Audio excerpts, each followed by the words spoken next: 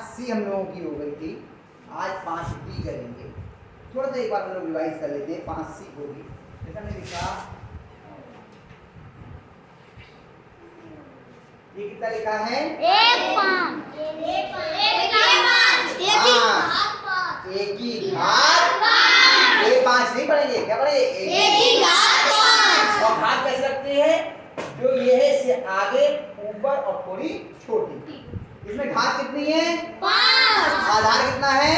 1। और अगर हम कहें इसको गुणा के रूप में लिखिए, ये विस्तारित रूप में लिखिए, तो इसका मतलब क्या होगा? 1 ही 5 बार गुणा।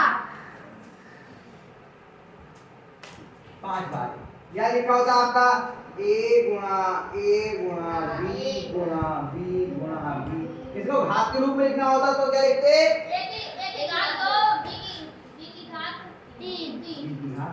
ये हम लोग करके आए।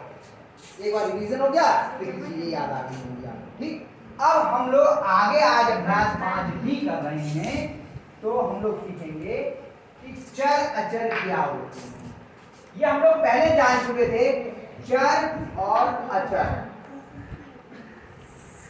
चर जो चलता रहता हो, यानी कि जिसके मान बदलते रहते हैं, वो चर, और जिसका मान नहीं बदलता वो अचर। जैसे अगर हमने यहाँ पे बनाए,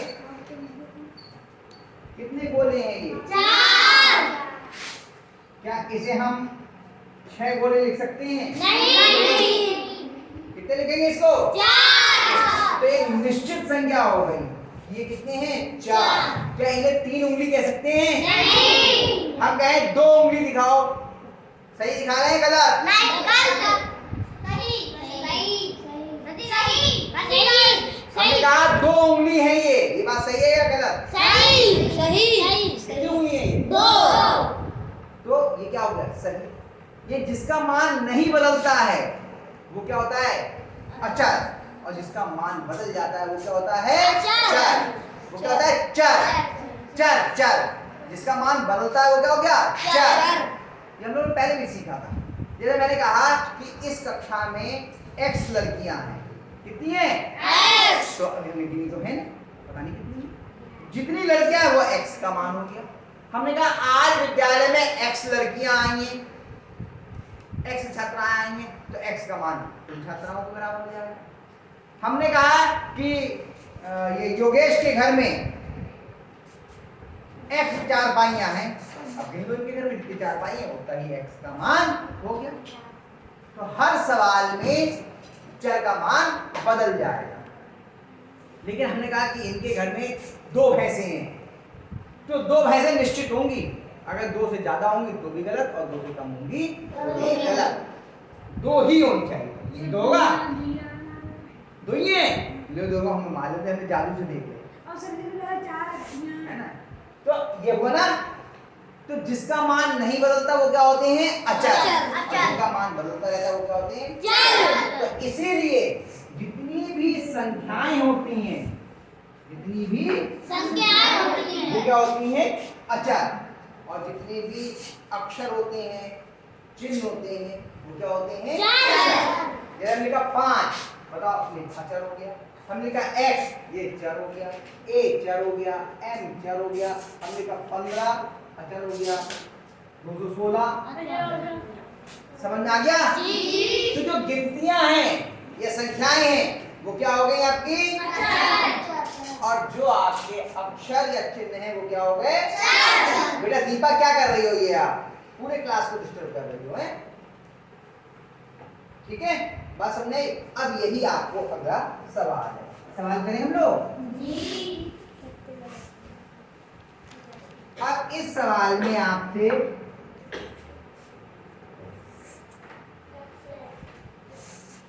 सत्य और असत्य पूछा। अच्छा एक चीज और बताओ, x ये क्या है? चर है या अचर? चर। हमने कहा इनके यहाँ x बोरी धान है, इसमें 5 बोरी धान और रख दिया, तो बताइए चर हुआ या अचर? अचर।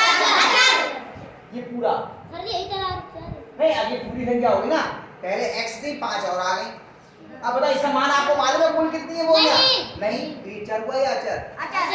चर हुआ। चर मतलब बदलने वाला। तो आप चर में अगर कुछ जोड़ें घटाएं उसमें गुणा करें या भाग करें वो कैसा रहता है? चर ही रहता है। अगर पूरे व्यंजक में कोई एक भी पद चर है तो वो कैसा होगा? चर। क्योंकि उससे मान बदलता रहेगा ना, समझ लें। अचर होने के लिए पूरा पद जो है वो अचर होना चाहिए, पूरा का पूरा व्यंजक अचर होना चाहिए, ठीक है। चलिए अब गिनो आप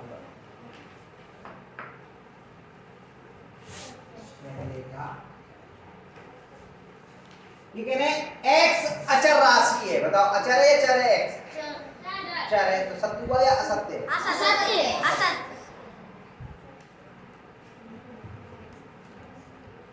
चलिए दूसरा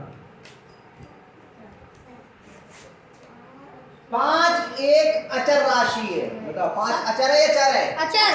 सत्य हुआ या असत्य? सत्य। 5 तो गिनती हो गई।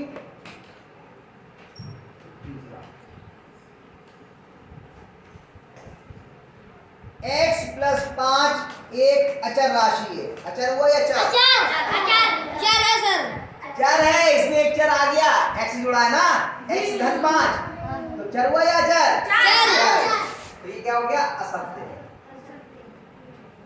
भाई मान तो x के मान पे निर्भर करेगा ना, x का मान बदल जाएगा तो हर बार बदलता रहेगा, तो ये कैसा हो गया? असत्य। चल x पे घात 5 अचर राशि है, अचर है या चर है? चर हो गई क्योंकि x पे घात 5 है, x की को 5 बार गुणा है, कैसा हो गया? चर। तो ये भी क्या हो गया? असत्य।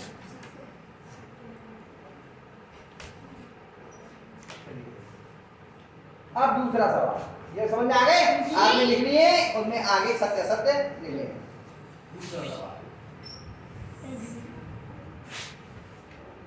निम्नलिखित कथनों में अचर लिखिए, अचर बताने हैं। पहला क्या है? y बराबर 4 है, बताओ अचर क्या है इसमें? 4। अचर कितना है? 4। जो गिनती है वही तो अचर होगी। दूसरा क्या है बोलो? y बराबर बताओ अचर कितना है इसमें? 7। तीसरा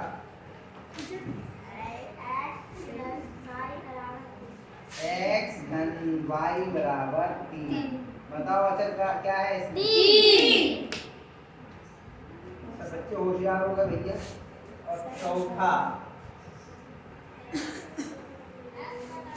x बटे 3 y बटे 4 y बटे 4 बराबर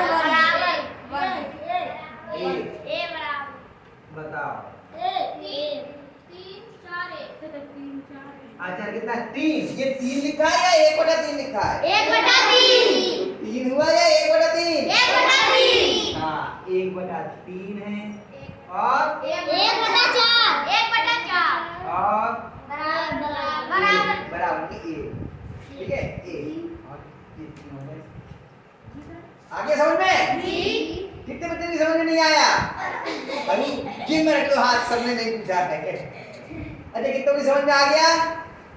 बहुत सुंदर, इसको उतार लीजिए, ये तो बहुत आसानी से समझ में आने वाली बात है ना। अभ्यास भी आपकी पूरी हो गई। बहुत सारा